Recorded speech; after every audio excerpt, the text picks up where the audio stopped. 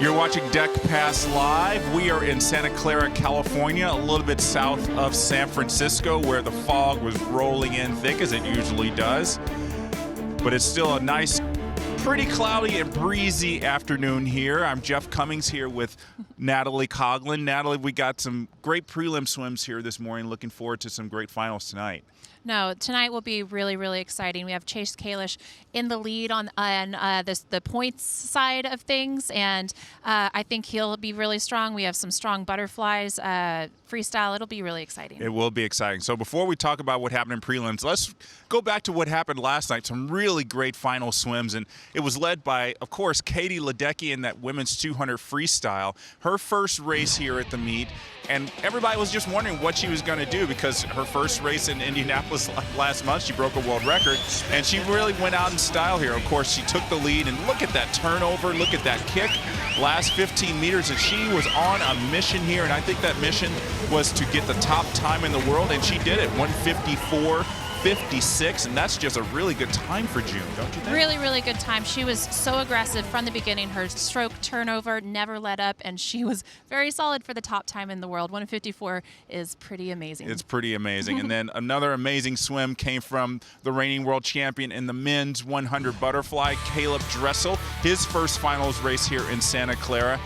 And as you can see here, really great underwaters. He has got the best underwater dolphin kicks in the world. That's why he's the reigning world champion in this event. And just took it to the field, and it's a really good time for June, 52:20. Caleb's not really known for putting up any great in-season times, but I think he's got to be happy with a 52. He has to be. You know, he got that good practice in prelims, and we knew he was going to be faster last night. Just weren't sure how much faster, but a full second faster than prelims is pretty good. So I'm really excited to watch what he's going to do in the 100 free tonight. Yeah, and then another mainstay here on the Pro Swim Series is Chase Kalish. His fifth time swimming the 400 IM this year.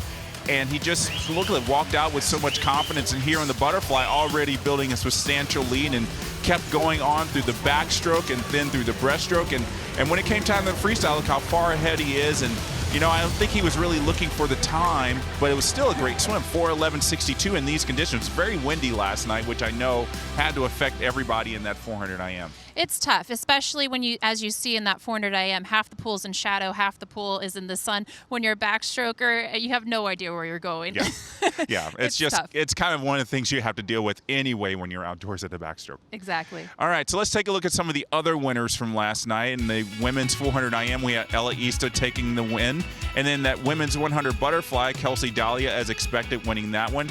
200 backstroke, Reagan Smith winning the women's event, and then reigning Olympic champion Ryan Murphy taking the win there. 200 breaststroke, Lily King and Josh Pernot, pretty good times for them in that event. And then that men's 200 free, great win by Andrew Selesgaard, great back half. That last 100, he just really took it to the field, and then that last turn. That third turn was beautiful. He just popped up a body length in front of everyone. As he entered that turn was even. It was amazing. It was really, really cool. All right, so that was last night. As we said, we had some really good prelim swims. Natalie, I'm really looking forward to this men's 200 IM. Chase Kalish versus Ryan Lochte. Ryan's won 4 world championship titles. Chase won the last one. So this is going to be a really, really good matchup. This will be a really good matchup. And don't forget that Ryan Lochte at the Mel Sajak meet last weekend was so strong, 158, I believe. So he's coming off of that, had some good practice, and maybe he can improve off of that time. And then we got the women's 100 backstroke. We have the world record holder, Canadian Kylie Moss, and then we have Olivia Smoliga. What are your thoughts about this race tonight? I think it'll be a very exciting race. Like I said, backstroke outdoors is a little tough, especially when the sun's in your eyes and you don't know where you're going. You're flying blind. But I have no doubt that they will both be very, very fast. I'm looking forward to seeing who wins that one. And then Reagan Smith, who's known mostly as a 200 backstroker, can't count her out either. You can't. I mean, she was so good last night in that 200 back, so I'm excited to see what her speed is like. And then we got the men's and women's 800 freestyles, Katie Ledecky and Zane Grothy. They've been on a tear so far, so I think those two are going to be pretty much the ones to watch. And I don't think really anyone's going to really challenge them too much. But Then you got the women's and men's 100 freestyles. Simone Manuel and Penny Alexiak, the two co-Olympic champions. And then a great swim this morning by Leah Neal, 53.9. Very, very nice swim out of Leah Neal.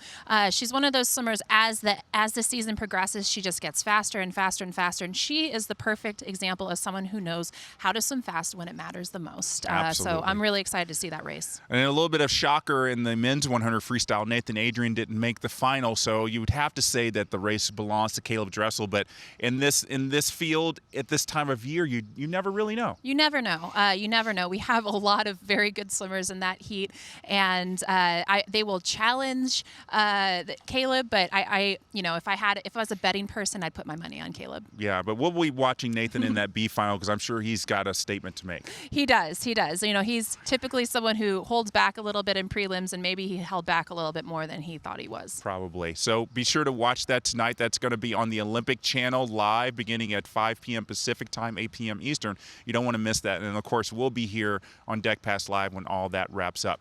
All right, we're going to take a little break right now, and we'll be back with more on Deck Pass Live.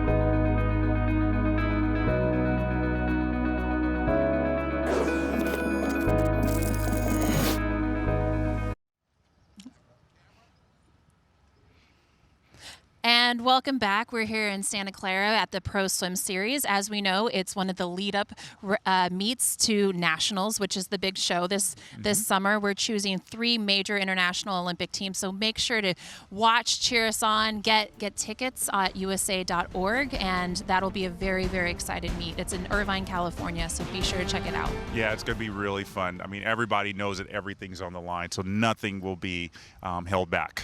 The next 2 major international competitions are determined by U.S. nationals, so there's a lot of pressure. I don't miss that pressure, so as a fan, I'll enjoy watching it.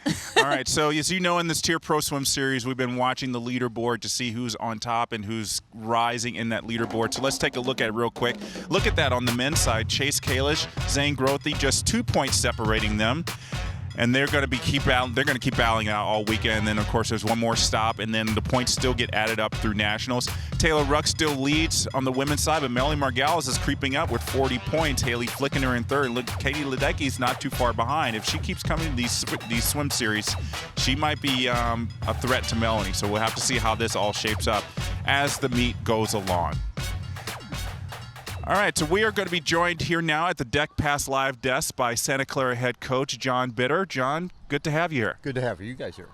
Well, you've been here at Santa Clara for almost about 23 years coming up in September. Yeah, 23. It's been a long time. Came here in 1995, and I'm still here. You're still here. Here. I don't think anybody wants you to leave. Well, that's good to hear. So what's it been like for you to be a part of the legacy of coaches that have been here on deck? No, it's been, Jeff, every day I get a walk on deck, and I'm very fortunate. I'm at a club that was started by George Haynes.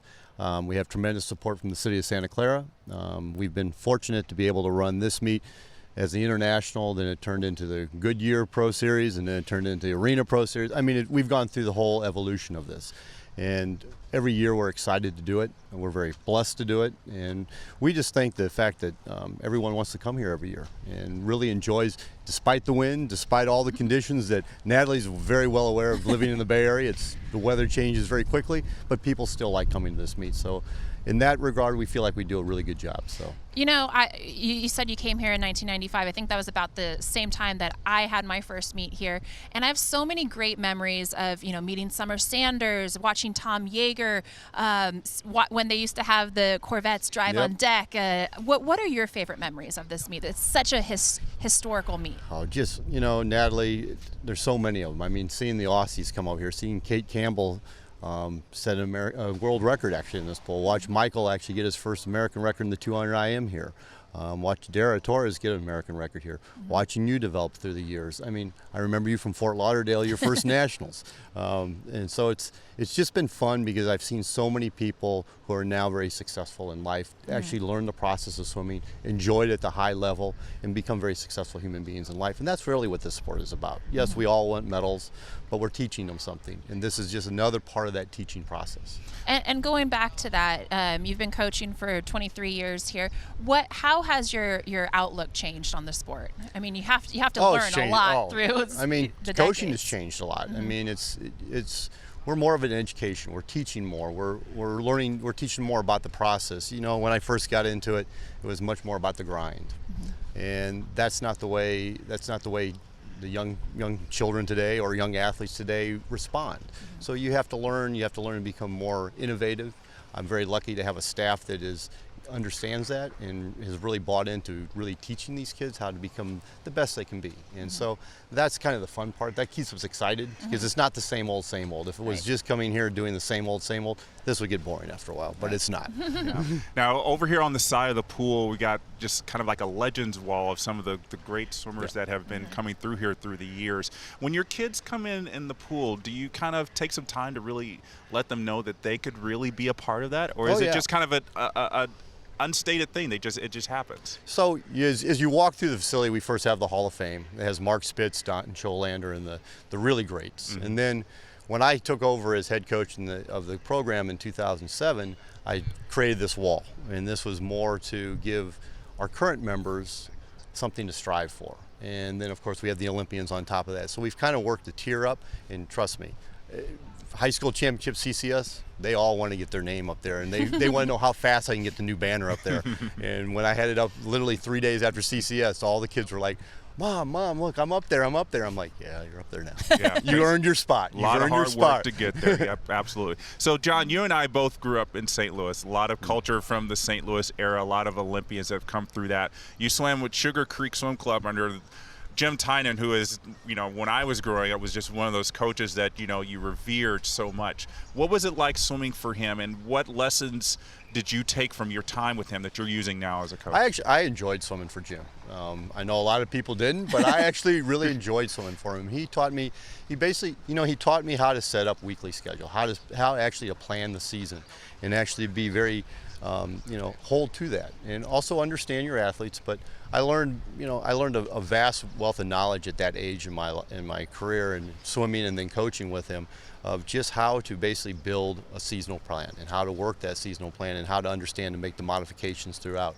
And then, I've been lucky. I then got to work for Dick Jokums, he's like my second father, and he's taught me massive amounts of things, not just about swimming, but about how to handle athletes, and that this is a partnership.